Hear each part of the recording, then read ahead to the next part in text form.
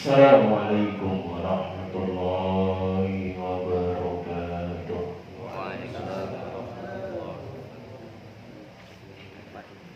Innal hamdalillah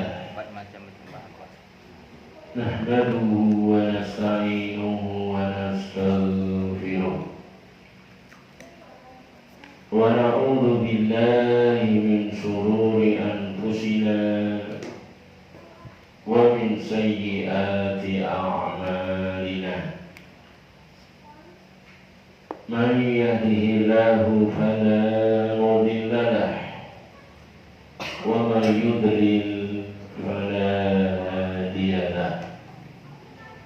Asyhadu an la ilaha illallah wahdahu la syarika lahu wa ashhadu anna Muhammadan abduhu wa rasuluh sallallahu alaihi wa ala alihi wa ashabihi wa man tabi'ahum bi ihsanin ila yaumiddin. Usini wa iyyakum bi taqwallah kama qala tabaraka wa ta'ala fi kitabihil karim, ya ayyuhalladzina amanu taqullaha haqqa tuqatih wa la tamutunna illa wa antum muslimun. Ya ayyuhan nasu taqu rabbakumul ladzi khalaqakum min nafsin wahidah wa khalaqa minha zawjaha wa batha minhuma rijalan katsiran wa nisaa'a wattaqullaha alladzi tasaaluna bihi wal arham innallaha kana 'alaikum raqiba. Ya ayyuhalladzina amanu taqullaha wa qulu qawlan sadida yuslih lakum a'malakum wa yaghfir lakum dhunubakum wa man yuti'illaha wa rasulahu faqad faza fawzan 'azima. Amma ba'du, fa inna asdaqal hadithi kitabullah wa khairal hadyi hadyu Muhammadin sallallahu alaihi wa alihi wa sallam wa syarrul umuri muhdatsatuha wa kullu muhdatsatin bid'ah wa kullu bid'atin dhalalah wa kullu dhalalatin finnar. Ma'asyiral muslimin rahimani wa rahimakumullah wa a'azzani Allah wa iyyakum jami'an. Walhamdulillah, segala puji hanyalah milik Allah subhanahu wa ta'ala. Mari kita terus memuji dan menyanjung Allah subhanahu wa ta'ala, terus berusaha membasahi lisan-lisan kita dengan zikrullah, dengan kalimat-kalimat thayyibah, mengagungkan, membesarkan, mensucikan Allah subhanahu wa ta'ala, ya, zat yang telah melimpahkan sekian banyak nikmat karunia yang tidak terhitung kepada kita seluruhnya, zat yang maha sempurna dalam seluruh sisi-sisinya, sehingganya pujian dan sanjungan hanyalah milik Allah subhanahu wa ta'ala. Toh diri kita ada kesempurnaan, kebaikan yang dengannya dipuji dan disanjung oleh makhluk, maka kembalikanlah pujian tersebut kepada zat yang memberikannya, yaitu Allah subhanahu wa ta'ala. Seorang yang bersyukur bukan mengagung-agungkan dirinya, bukan membesar-besarkan dirinya, mensucikan dirinya, tapi yang dia agungkan, dia besarkan, dia sucikan adalah zat yang telah mengkaruniakan kepadanya segala macam bentuk kenikmatan. Ma'asyiral muslimin, ikhwani wa akhwati fillah, a'azzani Allah wa iyyakum jami'an. Kita kembali kepada pembahasan tentang usul akidah Ahlus Sunnah, yaitu penjelasan tentang rukun iman yang 6. Masih pembahasan tentang al-imanu billah, mengimani Allah Subhanahu wa ta'ala. Pada poin mengimani Allah lah satu-satunya yang berhak untuk diibadahi. Ar-Rabbu huwal ma'bud, ya, zat yang menciptakan alam semesta ini seluruhnya, yang memilikinya, yang mengaturnya, yang menguasainya, dialah zat yang satu-satunya berhak untuk diibadahi.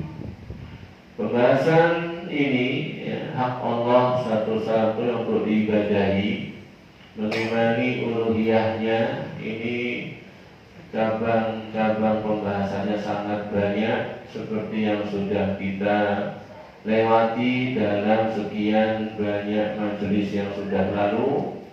Dan di antaranya adalah berkaitan dengan syahadat yang kita ucapkan. Asyhadu an la ilaha illallah. Bahwasanya syahadat ini yang diinginkan adalah beribadah hanya kepada Allah saja. La ma'buda bihaqqin illallah. Tidak ada yang berhak untuk diibadahi kecuali hanya Allah saja. Berkaitan dengan pembahasan ini, ya, kita masih membahas tentang adanya syarat-syarat sah kalimat la ilaha illallah. Sudah kita bahas, ya, dari syarat-syarat tersebut beberapa perkara, di antaranya al-ilmu al-munafi lil jahli. Ya, syarat yang pertama, seorang yang bersyahadat dengan syahadat ini harus benar-benar mengilmui, ya, tentang la ilaha illallah tersebut sampai benar-benar hilang dari dia kebodohan. Dan itu sudah kita bahas, ya, tidak kita ulang lagi. Kemudian yang kedua, al-yakin al-munafi lisyaki. Setelah dia mengilmuinya, ya, sampai hilang kebodohan akan kalimat la ilaha illallah, yang kedua dia harus meyakini, ya, apa yang telah dia ilmui dari la ilaha illallah sampai hilang keraguan-raguan. Gak ada lagi ragu, gak ada lagi bimbang, ya, tentang apa yang dikandung, apa yang dituntut, apa yang diinginkan dari la ilaha illallah. Dia meyakini dengan sebenar-benarnya. Kemudian yang ketiga sudah kita bahas juga, al-ikhlas, ya, al-ikhlas al-munafi lisyirki. Bahwasanya seorang yang telah mengucapkan syahadat ini haruslah dia tulus ikhlas, ya, ibadahnya hanya mengharap pahala dan balasan dari Allah, tidak mengharapnya balasan dari selain Allah. Cukuplah Allah sebagai saksi akan amal-amalnya, tidak kemudian mencari pandangan manusia. Seorang yang telah mengucapkannya harus membersihkan dirinya, ya, niatannya, amalannya, ibadahnya dari segala macam bentuk-bentuk kesyirikan, entah yang besar, entah yang kecil, entah yang samar, entah yang gamblang jelas, harus dibersihkan dari diri orang yang mengucapkan syahadat la ilaha illallah. Kemudian yang keempat sudah kita bahas as-sidqu. Ya, as-sidqu adalah maknanya jujur, sesuai antara ucapan lisannya dengan keyakinan hatinya. Apa yang diucapkan lisannya tadi, yang sudah dia ilmui, sudah dia yakini, ya itu benar-benar juga bersesuaian dengan batinnya. Kalau berbeda antara lisan dengan batinnya, maka dia termasuk orang-orang munafik, ya, orang-orang yang telah berusaha menipu Allah dan menipu orang-orang yang beriman dengan syahadat lisannya. Kayaknya, zahirnya Islam, tapi ternyata hatinya dia tidak beriman, ya, hatinya menyelisihi apa yang diucapkan oleh lisannya. Yukhadi'unallaha walladzina amanu.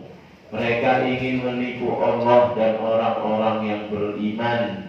Wa ma yahda'una illa anfusahum wa ma yash'urun. Padahal dengan perbuatan mereka tadi yang dusta dalam syahadatnya, itu mereka sebenarnya malah menipu diri mereka sendiri dalam keadaan tidak merasa.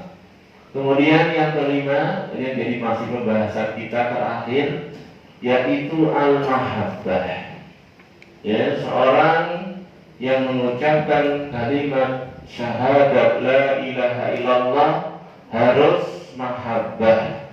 Al-mahabbatu lihadihil kalimah, harus mencintai kalimat ini, ya, kalimat la ilaha illallah, harus mencintai tauhid, ya, demikian pula mencintai apa yang terkandung, ya, di dalam kalimat tersebut, apa yang ditunjukkan oleh kalimat tersebut dia cintai. Bahkan dia juga mencintai ahli tauhid, orang-orang yang bertauhid.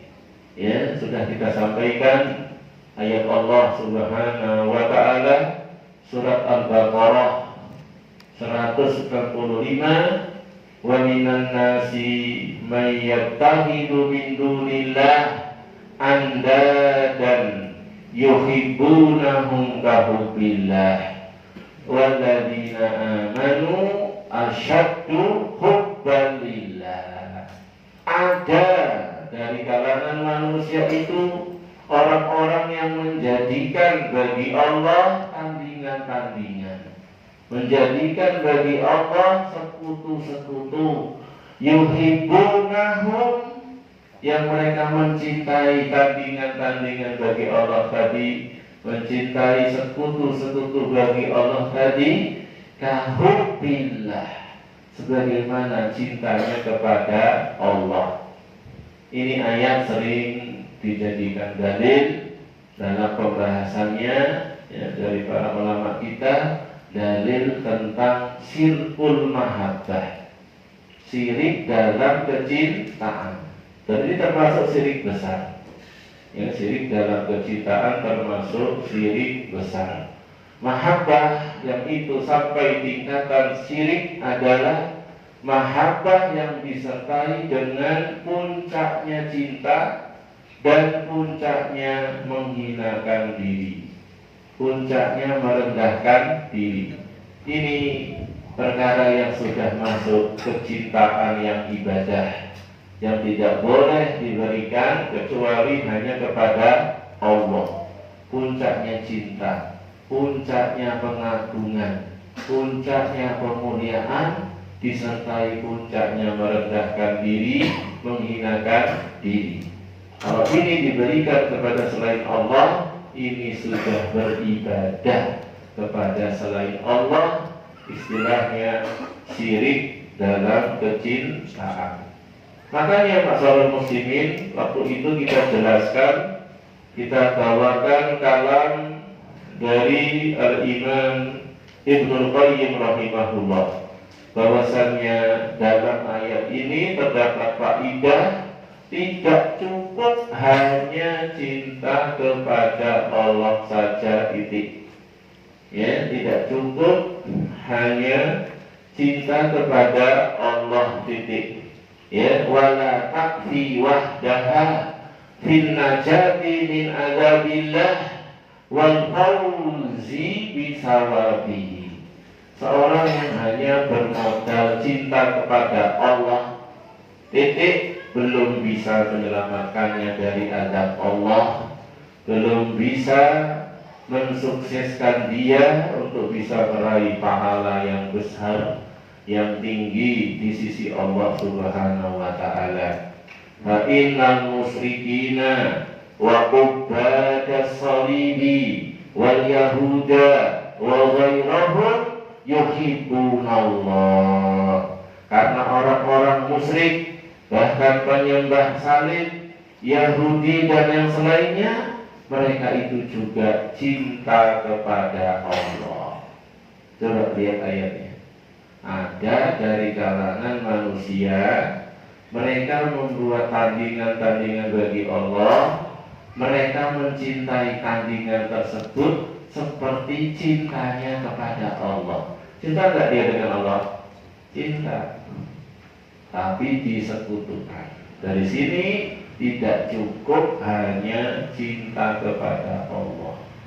Dulu ada suatu kaum, mereka mendakwakan dirinya ngaku-ngaku cinta kepada Allah, sampai akhirnya Allah turunkan ayatul mihnah, ayat yang isinya ujian.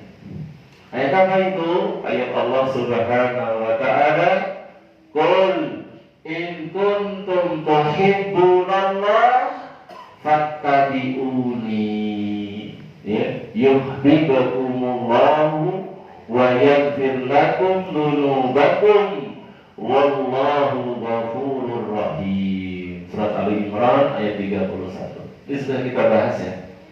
Ya, jadi ada satu kaum pada masa sahabat dahulu ngaku-ngaku cinta kepada Allah, maka turun ayat ini yang oleh para ulama diistilahkan ayat ini dinamai dengan ayatul mihnah, ayat untuk menguji.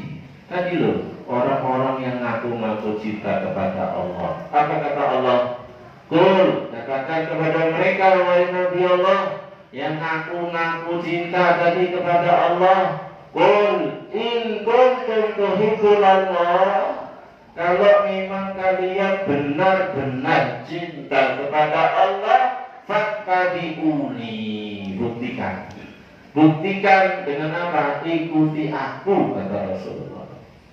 Mengikuti syariat Rasulullah, mengikuti sunnahnya dalam beribadah kepada Allah, mengikuti petunjuk Rasul, ittiba, ini syarat sah diterimanya amal. Ya, tidak cukup ikhlas, tidak cukup cinta kepada Allah. Buktikan dengan mengikuti petunjuk Rasulullah SAW. Yang Rasul bawa dari petunjuk dan seterusnya, itu bukan dari sisi Rasul, itu dari sisi Allah Subhanahu wa ta'ala. Wahyu yang Allah wahyukan kepada Rasulullah, yang Rasul tugasnya menyampaikan kepada kita dengan gamblang, dengan jelas, dan Rasul telah melaksanakan tugas tersebut sebaik-baiknya pelaksanaan. Ya cukup hanya mengaku cinta kepada Allah. Makanya kemarin kita bahas, Al-Imam Ibnu Qayyim menambahkan dua hal setelah cinta kepada Allah. Yang pertama, mahabbatu ma yuhibbullah, mencintai apa yang dicintai oleh Allah. Ya, setelah mencintai Allah, dan berikutnya buktikan dengan mencintai yang Allah cintai. Allah mencintai tauhid, Allah mencintai ahli tauhid, Allah mencintai sunnah Rasulnya dan orang-orang yang mengikuti sunnah Rasulnya. Allah cinta dengan ketaatan dan orang-orang yang taat kepada Allah. Allah benci dengan kesyirikan dan orang yang berbuat syirik. Allah benci dengan kebid'ahan dan orang-orang yang berbuat bid'ah. Allah benci dengan dosa dan maksiat dan para pelaku maksiat. Ayo, cintamu, kalau memang kamu cinta kepada Allah, harus mengikuti cinta dan bencinya Allah. Inilah kata Al-Allamah Ibnul Qayyim, wa hadhihi hiya allati tudkhiluhu fil Islam wa tukhrijuhu minal kufri. Mencintai yang Allah cintai, membenci yang Allah benci, inilah yang memasukkan ke dalam Islam. Inilah yang membedakan dengan cintanya orang musyrik tadi. Ya, inilah yang akan mengeluarkan dia dari kekufuran, mengeluarkan dia dari kesyirikan. Dia benci dengan syirik, dia benci dengan kekufuran, dia cinta dengan tauhid, dia cinta dengan iman. Ya, tidak cukup hanya mencintai Allah saja. Ya, mari ikhwan dan akhwat seluruhnya, kita atur lagi nih cinta bencinya kita. Ya, kalau selama ini mungkin ada perkara kita bandrung betul ya, demen betul, cintanya Masya Allah sampai ke ubun-ubun, ternyata itu dibenci oleh Allah. Ayo kita belajar membencinya. Ya, kok selama ini ya kita membenci sesuatu, lihatnya janak aku tuh, ternyata itu perintah Allah. Belajar mencintai, cinta bencinya nuruti cinta bencinya Allah. Dan ini bukan perkara yang ringan, bukan perkara yang mudah, karena kita itu punya hawa nafsu. Yang cocok dengan hawa nafsu itu yang kita senang, yang kita cinta. Kalau tidak cocok hawa nafsunya, itu yang kita benci. Biasanya itu yang jadi patokannya, hawa nafsu, keinginan kita, ambisi kita. Ya, sekarang bukan itu patokannya. Patokannya Allah cinta nggak? Kalau Allah cinta, saya akan siap mencintainya, apapun resikonya. Itu baru Muslim dia, baru mukmin. Kalau Allah benci, saya juga benci, walaupun nanti nggak tahu apa yang terjadi. Itu baru dia keluar dari kekufuran, baru dia keluar dari kesyirikan. Dan ini berat. Dan kita harus jujur di dalam. Kalau kita cuma ngaku-ngaku cinta, semua orang bisa ngaku-ngaku cinta. Sudah saya sering sampaikan di majelis ini, syair ya, dalam bahasa Arab, kullun yadda'i waslan bilaila. Kalau cuma ngaku-ngaku punya hubungan sama Laila, semua bisa ngaku. Laila itu kasih saya, Laila itu tunangan saya, Laila itu calon istri saya. Kalau aku orang gila aja bisa, anak kecil aja bisa. Kalau cuma ngaku ngomong, ya kullun yadda'i waslan bilaila wal laila la tukirru lahu bidaka. Kasihan, Lailanya nggak kenal dia, nggak pernah merasa punya hubungan sama dia. Dianya Masya Allah ngaku-ngakunya. Ini ya. Demikian pula nanti dalam masalah sunnah ya. Ada orang itu cinta Nabi, ngomongnya cinta Nabi, tapi kerjaannya joget-joget. Apa itu loh cinta Nabi? Nyanyi-nyanyi laki perempuan, bahkan masih ada tulisan maulid Nabi ya, kemarin itu ya. Joget-joget ya Allah, pakaiannya seronok kayak gitu. Cinta Nabi, habis melihat Nabi langsung musikan joget-joget lagi perempuan. Apa ya itu cinta Nabi? Musibah ini lah. Ini musibah, sebenar-benar musibah. Ya salah, karena ini musibah dalam agama. Kalau musibahnya cuma badan kita sakit, duitnya hilang, anaknya, istrinya diuji dengan itu ringan. Cuma urusan dunia. Kalau kita sabar dapat pahala, dihapuskan dosa, ditinggikan derajat. Tapi kalau musibah sudah mengenai agamanya kayak gini, rancu, ilmunya salah, sehingga prakteknya juga salah. Jadi neraka risikonya. Kalau cuma sakit badan paling mati fisiknya. Mati juga kalau dia ahli tauhid nanti senang habis mati juga, gak sakit lagi. Tetapi kalau dia penyakit itu, musibah itu agamanya, dan susah dia di dunianya, mati tambah susah. Ini ya, jadi sekali lagi tidak cukup ya cinta kepada Allah. Sudah kita bahas waktu itu. Cinta kepada Allah itu perkara yang jelas, harus, gak mungkin enggak. Kalau fitrah kita masih lurus, kalau akal kita masih sehat, pasti kita cinta kepada Allah. Jangankan kepada Allah, sudah saya kasih contoh berulang-ulang sebagaimana saya memberi contoh. Kalau kamu punya teman suka bantu kamu, suka nolong kamu, tahu-tahu kasih duit, wah enak men. Tahu tuh dikirimi beras, dikirimi lauk, yang kita sakit dikasih sama dia untuk berobat, dibiayai, diantarkan, punya utang dibayarin. Atau kira-kira cinta nggak sama orang itu? Kalau nggak cinta udah nggak waras tuh. Kita nggak usah diajari, secara sendirinya akan muncul cinta, akan muncul simpati. Bahkan kita berani pasang badan itu kalau orang itu diperkara sama orang. Padahal pemberian dia kepada kita tidak ada apa-apanya dibandingkan karunia Allah. Semua yang ada pada kita itu ngajari kita, bimbing kita, nuntut kita untuk menjadikan Allah yang paling kita cintai. Isi kita ini, lihat mata, telinga, hidung, segala macam ini, otot, jaringan, sistem pencernaan, sistem reproduksi. Itu kalau kita lakukan menjadikan kita cinta kepada Allah. Semua karunia dari Allah yang ada pada diri kita saja. Dulu kalau kita lihat nikmat yang lainnya, tidak terhitung. Makanya memang masuk akal juga kalau Allah itu yang paling kita cintai, karena paling berjasa, paling banyak karunia-Nya. Yang lainnya nggak ada apa-apanya. Ibu kita aja kalah kok sama Allah itu.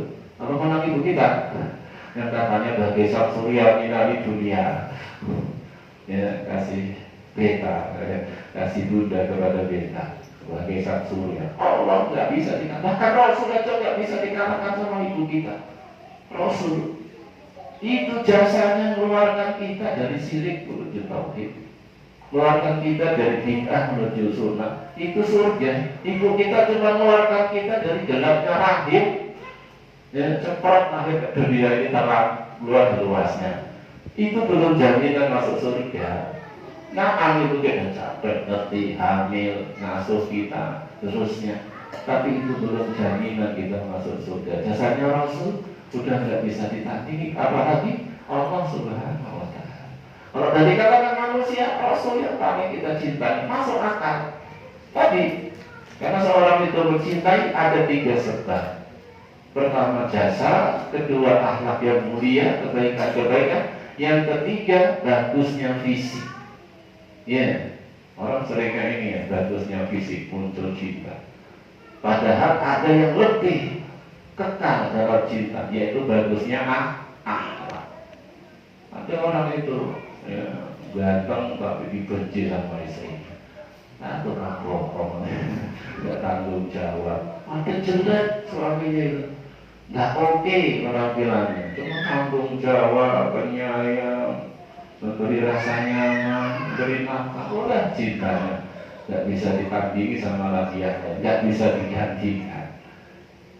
Lebih besar ini, apalagi jasa, utang jasa, banyak utang jasa, itu cinta. Itu kalau kita pikir dari kalangan manusia, Rasul yang paling nomor 1. Makanya wajar memang. Makanya kalau masalah mencintai Allah, mencintai Rasul gak usah dibahas. Akal yang sehat, fitrah yang lurus pasti mengajak ke sana. Tapi yang jadi masalahnya, Bagaimana kita dicintai Allah. Nah itu ini.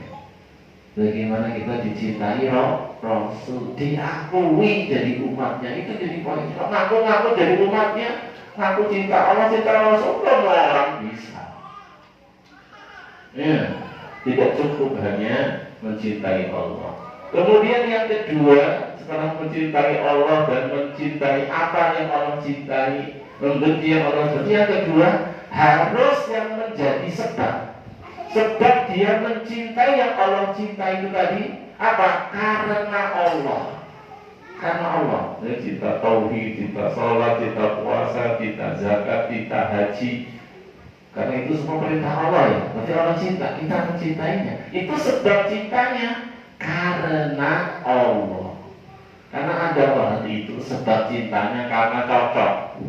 Kalau ini saya cocok ini. Senangnya itu bukan karena itu, karena Allah.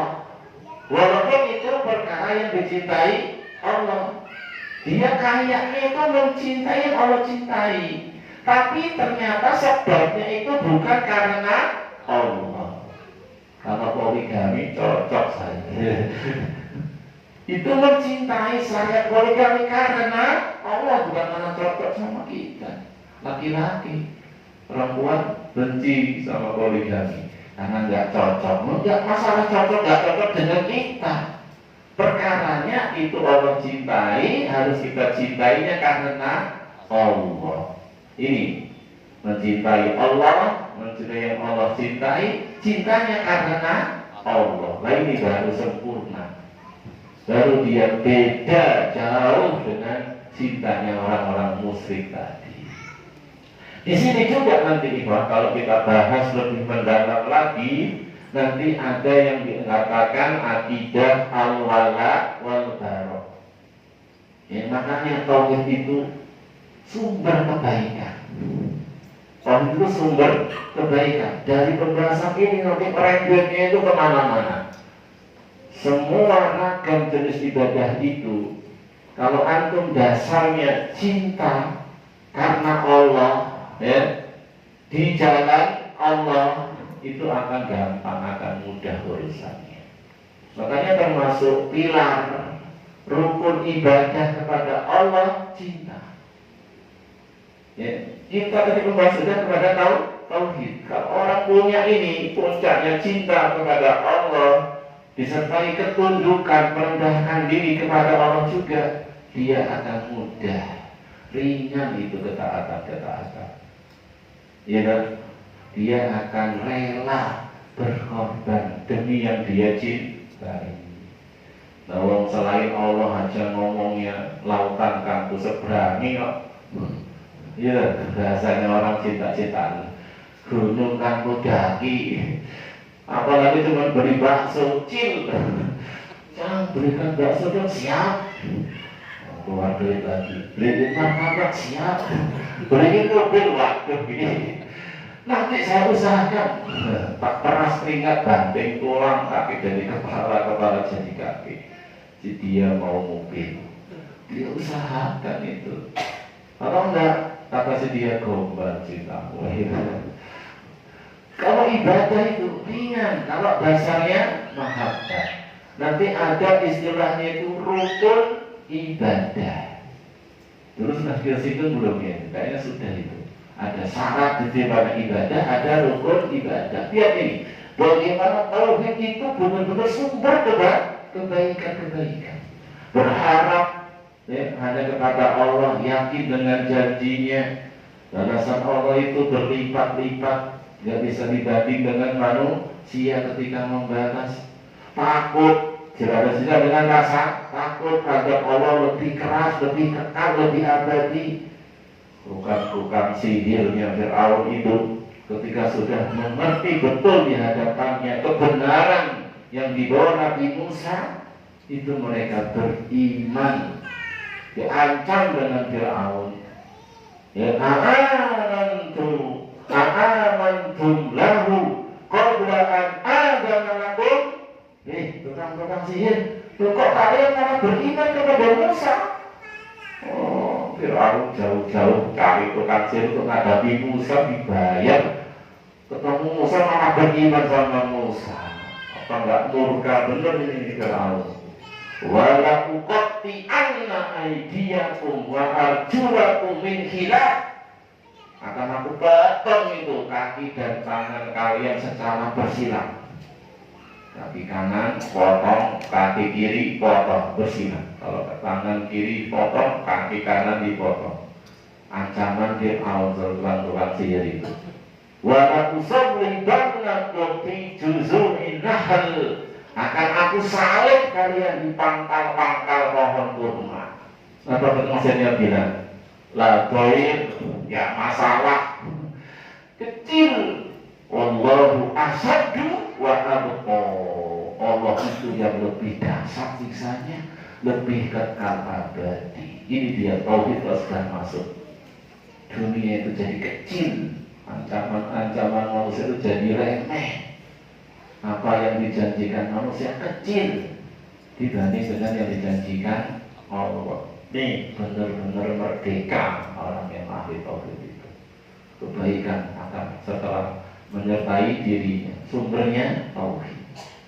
Ya, jadi kalau kita mau bahas lebih luas lagi, nanti masuknya ke pembahasan al-wala wal bara. Itu sudah pembahasan sendiri. Kalau kita bahas itu lagi, nggak selesai di pembahasan syarat.